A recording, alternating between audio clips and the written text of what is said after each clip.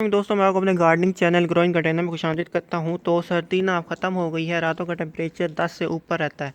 तो जैसे ही रातों का टेम्परेचर ना 10 ऊपर आने लग जाए ना, तो समझ लें कि बाहर आने वाली है। आप इस स्टेज में देखोगे ना कि आपका ना रोज़ फूटने लग जाएगा। कैसे फूटेगा? जैसे मेरे रोज़ फूटते हैं।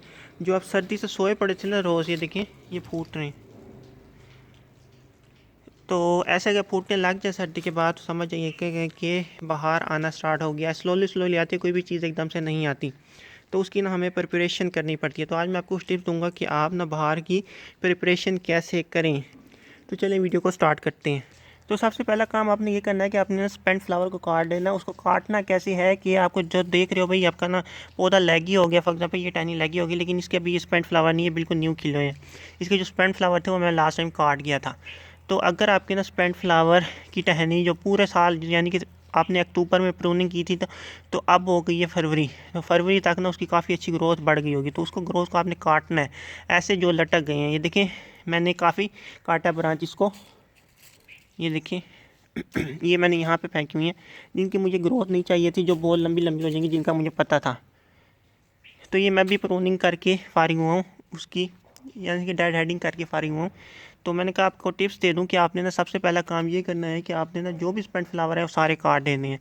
तो इससे इसका फ़ायदा क्या होता है कि ये एनर्जी कम लेंगे और वो जो न्यू ग्रोथ निकलेगी ना, वो अच्छे से निकलेगी। ये देखिए कितने प्यारे लग रहे हैं, पूरा गुच्छा बना हुआ है। और ये मैंने अभी नहीं काटा, ये आपको दिखाने के लिए मैंने छोड़ा है, अदरवाइज़ मैं सारे काटता जा रहा हूँ। ये बिल्कुल न्यू खिला हुआ है, ऐसे फ्लावर्स को नहीं काटना, अलबत्ता जो स्पेंड हो गए हों उनको काट देता है। फॉर एग्जाम्पल ये स्पेंड हुआ पड़ा है, ये पूरा पूरा गुच्छा स्पेंड हुआ पड़ा है, तो मैं इसको यहाँ से नहीं काटूंगा, थोड़ा सा पीछे से काटूंगा, क्योंकि मुझे पता है ये बेल है, ये फिर आगे बढ़ जाएगी। तो आपने इस बात का एक ध्यान रखना है। अच्छा, दूसरी टिप ये है कि ना अब ये लास्ट सीज़न है कि ना आप ना रोज़ परचेज़ कर सकते हो नर्सरी से। इसके बाद नहीं करना रोज़ परचेज़ ना, बस ये लास्ट चाल है फरवरी के ना 15 फरवरी तक आप परचेज़ कर सकते हो।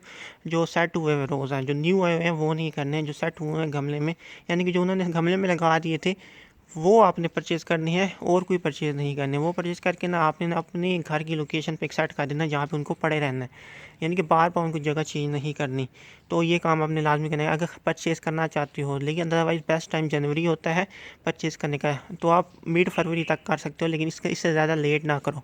अगर बहुत अच्छे अच्छे रोज़ेज़ आए हुए हैं ज़मीन से निकले हुए, तो वो भी आप ले सकते हो, लेकिन थोड़ी सी उसको ना डायरेक्ट सनलाइट में फ़िलहाल नहीं रखना। उसको 7 दिन इंडायरेक्ट सनलाइट में रखना। जैसे ही देखो कि वो अपने पत्ते अगर बहुत कम शौक में है, तो फिर डायरेक्ट सनलाइट में कर दो, अदरवाइज़ उसका ड्यूरेशन 15 दिन कर दो, यानी कि अगर बहुत ज़्यादा स्ट्रेस लिया है ना पौधे ने।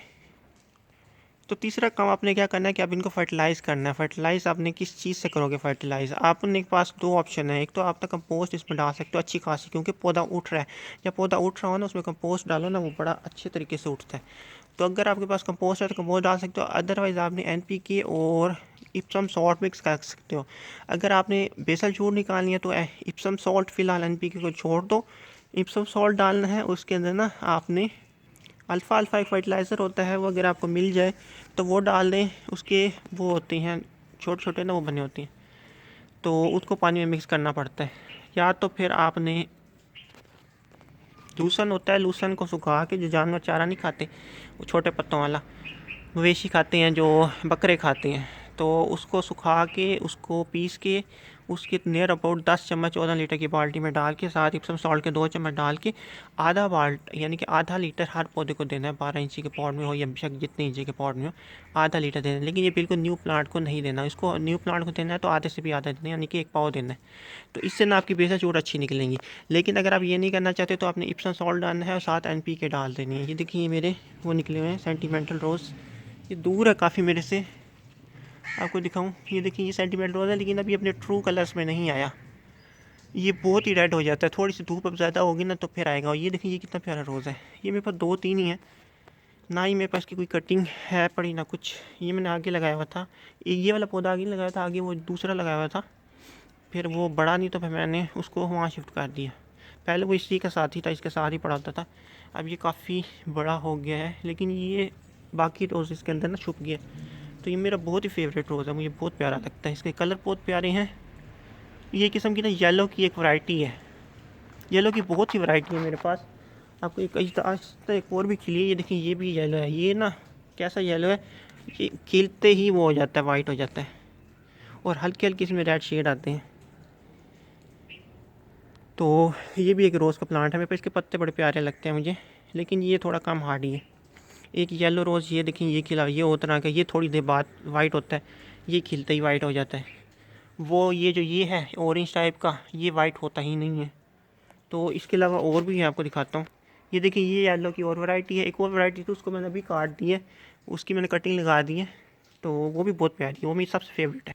और एक ये वाला येलो है, ये वाला येलो है, इसमें खुशबू है पड़ी। और ये आप देख रहे हो, इसमें पूरे में ना रेडिश कलर मिक्स हुआ है। तो ये वाला येलो भी है मेरे पास, ये एक ही है। एक और भी है पड़ा येलो, ये देखिए, ये वही वाला है जो देर से होता है, जो आपको पहले दिखाया था। इसका साइज़ बहुत बड़ा होता है, इसका दूसरे नंबर पे है साइज़ में। नहीं, ये तो कितना बड़ा साइज़ है इसका, मेरे हाथ से आप अंदाज़ा कर सकते हो, बहुत ही बड़ा साइज़ है। ये भी बाद में हल्का हल्का वाइट होना शुरू हो जाता है। देखिए नीचे से हो रहा है, यहाँ से अगर आप करें ना, ये वाइट हो रहा है, तो ये वाइट होना शुरू हो जाता है। वो जो आपको पहले नहीं दिखाया था वही वाला है। एक पूरा वाइट हो जाता है खिलते ही, एक हल्का हल्का वाइट होना शुरू हो जाता है। एक ये देखिए ये वाला है, जिसमें मिक्स हुआ पड़ा कलर, रेड वाला शेड। और एक ये वाला है, ये जो मैं आपको दिखाया अभी पीछे, अब कहा था आगे लगा हुआ था, वो ये वाला पौधा है। और बाकी मैंने आपको सारे दिखा दिए, बस एक नहीं दिखाया, उस पर भी फूल नहीं लगा हुआ, और ये मैंने आपको दिखा दिए। तो ये लास्ट टाइम है कि आप अगर रोज़ परचेज़ करना चाहते हो तो कर सकते हो। मैंने आपको बता दिया कि कैसे रखना है, और फर्टिलाइज़र भी आपने देना है, अब ज़रूर देना है, क्योंकि पौधा फूट रहा है आपका। ये देखिए, मेरे जैसे ही हल्का सा मौसम गर्म होना शुरू होता है तो पौधे फूटने लग जाते हैं। अब ये जो इनकी ग्रोथ होगी ना, ये ना बहुत ही तेज़ी से होगी।